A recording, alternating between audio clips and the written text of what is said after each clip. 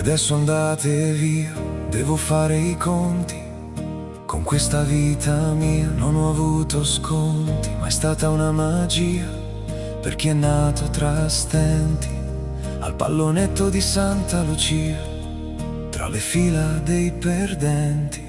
1000 lavori per aiutare in casa, nulla basta per una famiglia numerosa. Mi guardavo intorno e mi sentivo diverso, perché l'adolescenza avevo ormai perso.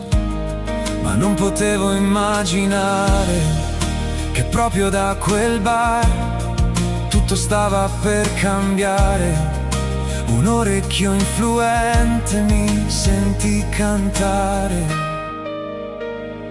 e cambiò la sorte di un umile cameriere. Una lacrima scende se penso a ieri, quante rinunce, quanti giorni duri,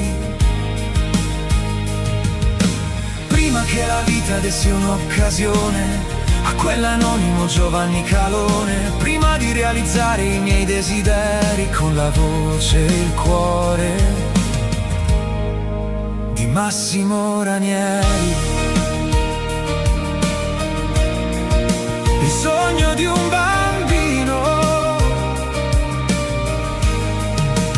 oltre ogni destino. Da Gianni Rock le prime mosse, poi arrivò Ranieri e l'Italia smosse. Il popolo stese un tappeto di rose rosse, ed allora quante cose belle son successe.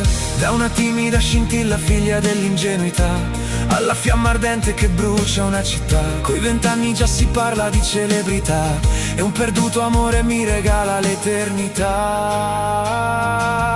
Una lacrima scende se penso a ieri, quante rinunce, quanti giorni duri, prima che la vita desse un'occasione a quell'anonimo Giovanni Calone. Prima di realizzare i miei desideri con la voce e il cuore di Massimo Ranieri. Il sogno di un bambino,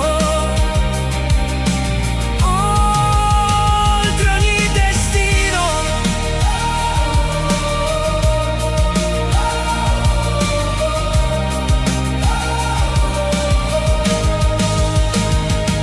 Oggi che sono quasi venerato, non mi dimentico del mio passato. Ancora provo rispetto e nostalgia quando penso all'erba di casa mia. Ed ora che il mio tempo sta per scadere e quella mia stella potrebbe cadere, non mi fa più paura la profondità del mare.